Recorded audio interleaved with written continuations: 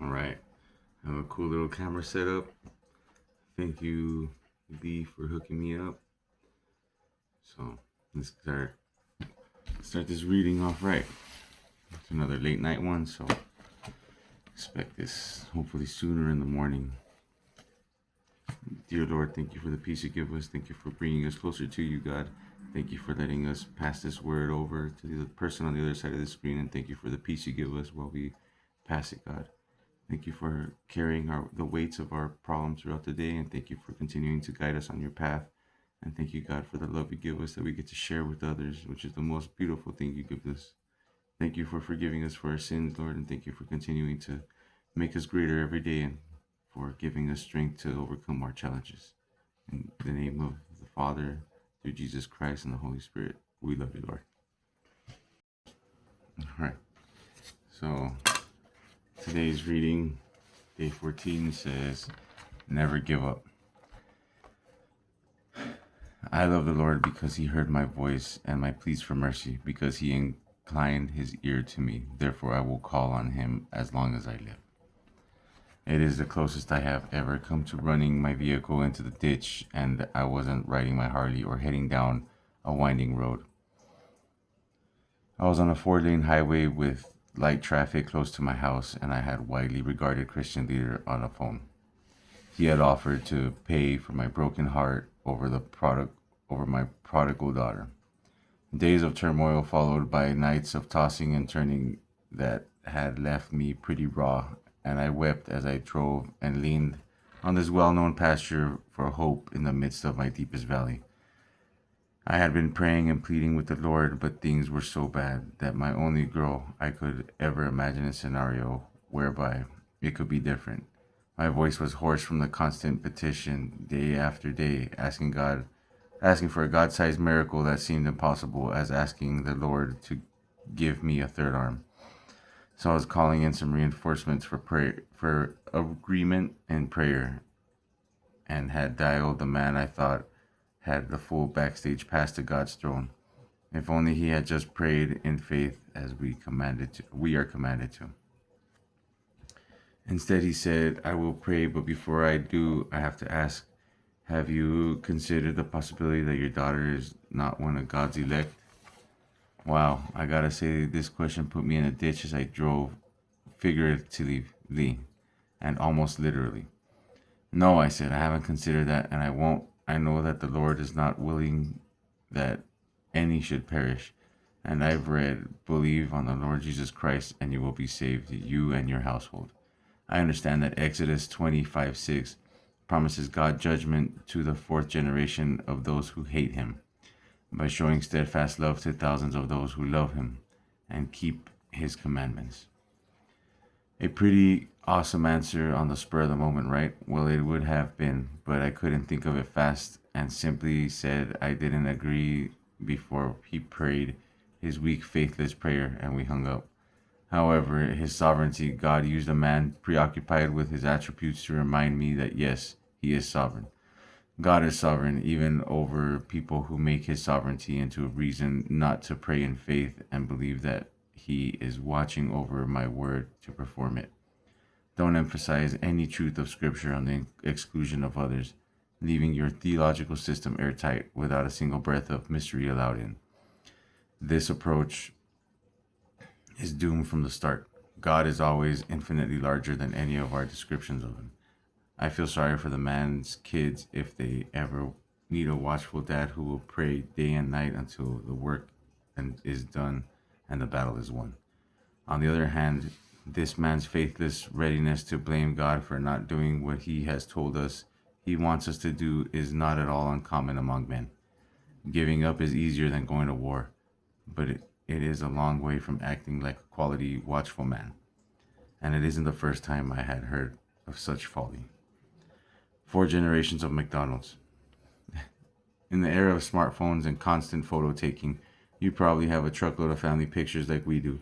Even before strangers stopped me at weekly church for a quick pic with the pastor, my wife was diligently preserving our family's heritage in countless albums of creative memories. Of the thousands of pictures we have on file, there is one far above the rest, and that is my greatest treasure. It's a picture of me standing outside the little country Baptist church where I was born into and where I first heard the gospel. In the picture, my brother and I are holding the hand of our great grandfather, who was 90 at the time, and I was just 4. Moments before, I had taken the picture holding my great grandfather's hand as my brother held my grandfather's hand on the other side of my dad, barely over 30, now in his late 70s. Leaned in, and his father and grandfather with his arms around their necks. 4 generations of my family all worshiping Christ in the same church at the same time. Had they lived long enough, they would have seen my 2 sons and the son of one of my brother's preachers and all of our kids following the Lord. I hope my grandparents preach the gospel. I hope to see my grandsons preach the gospel, and if I live long enough as my great grandfather, maybe I will hold the great grandson's hand on the church steps after worship. That would be 6 generations. Is your head spinning? Do you see how important this is to me? Damn. What do you believe facts? What do you believe affects how you pray? My grandfather, Jack MacDonald, did not believe in generational obedience to Christ. Saved as a young man under the ministry of country preacher, my grandfather had 1 son and 4 daughters. When I became a man, my father told me that his dad had been taught by some faithless theologian, an oxymoron, that every successive generation in his family tree would walk further and further away from faith. Sadly, he grieved until his dying day that what he believed was the inevitability of his kids not loving and serving Jesus Christ. Thankfully, God... Much battery. Thankfully, God sovereignly promoted him to heaven at 72 and left my godly grandmother to pray, weep, and plead for her dying day for the salvation of her 5 children and 15 grandchildren, most of whom are now following the Lord. The idea is that God, who loves the world, is not willing for any to perish, has irreversibly sealed hell as a destination of some of your kids, should stir great anger in you. Using these precious and biblical doctrine of sovereign election to harbor the lie that God does not desire the salvation of successive generations of his children is deceptive stronghold that must be torn down for the glory of his name.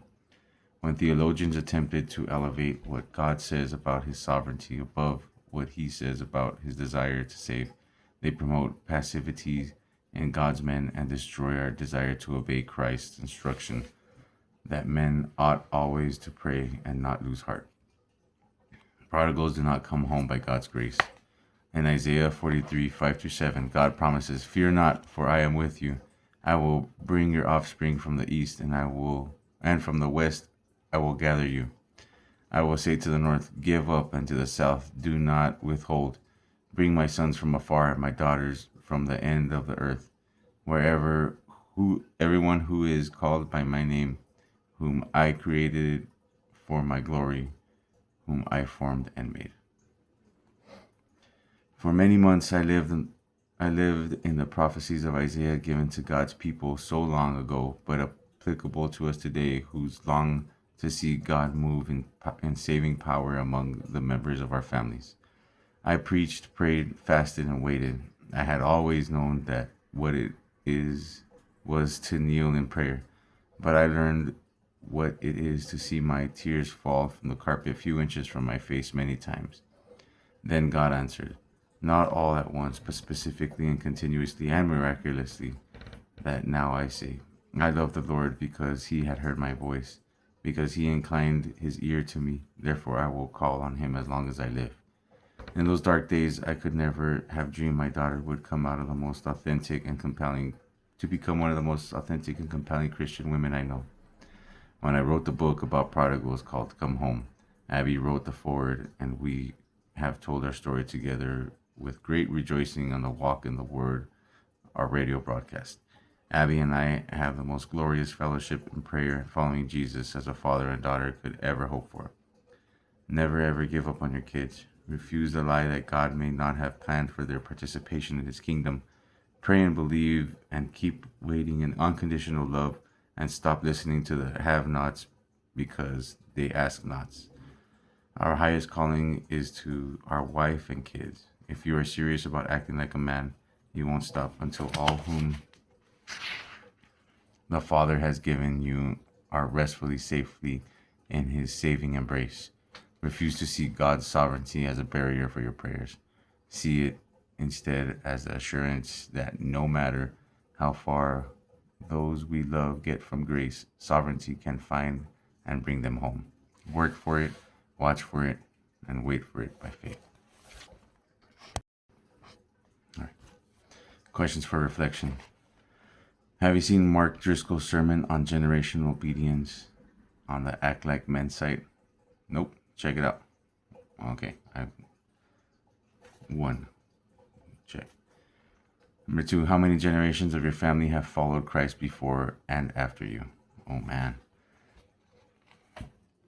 I don't really know many of the males before my dad. My mom has a brother that's deeply entrenched in the Bible. I haven't spent that much time with him. I don't really know the faith of the males before me. And after me, I have my son into a lot of Jesus stuff on YouTube, the Minnow app. He watched the Jesus anime of him being crucified, watched all of it. And I really hope that he continues. That's another reason why I get to record this, because if anything were to happen to me, I hope I get past the 40 days. So that way, this is documented for him.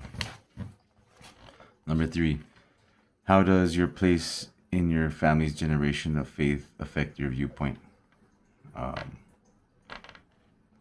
guess it's, for now, it's on me. My brother has his own views. My nephew is hopefully picking up some of the word. My daughter needs a lot of prayer and help. I give that as much as I can. The other people in my life, those that love me, that I love, they all have their own faith to push. And I pray nothing but the best for all of them.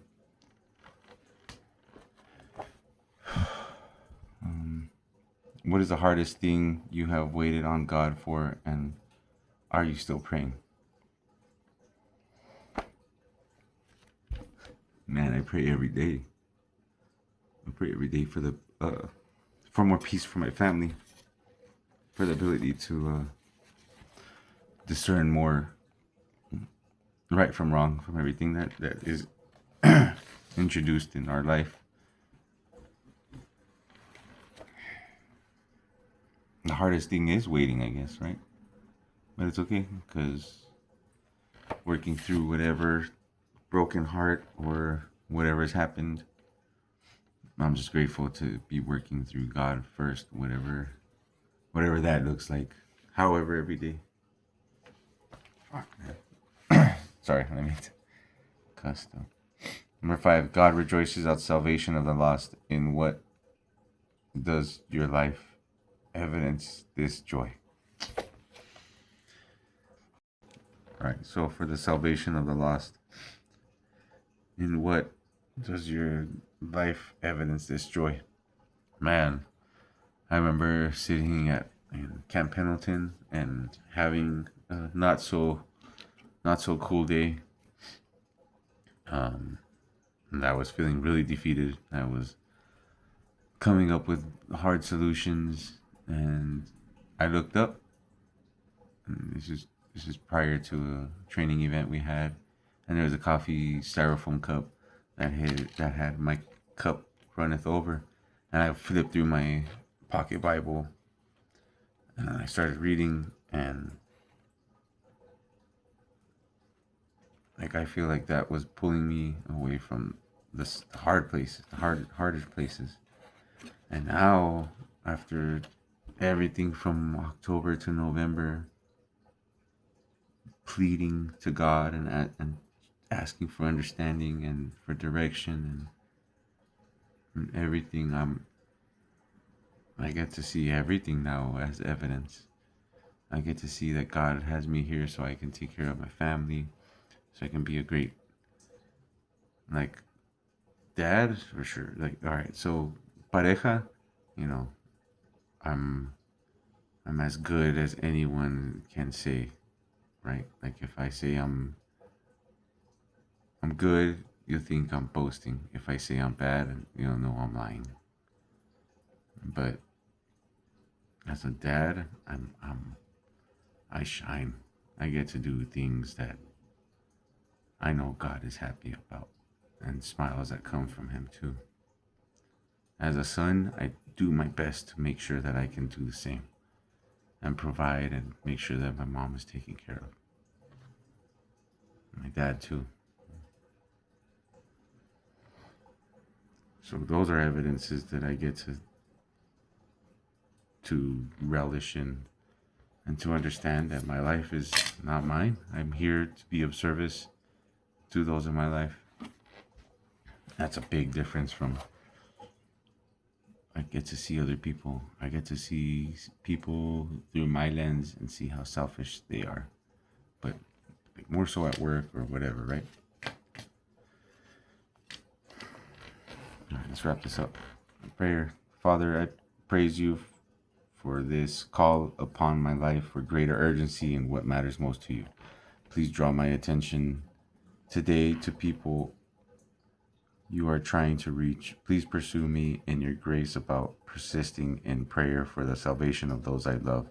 Please raise generational obedience to Christ as the most urgent goal of my life and give my eyes to see where work is needed toward this lofty goal.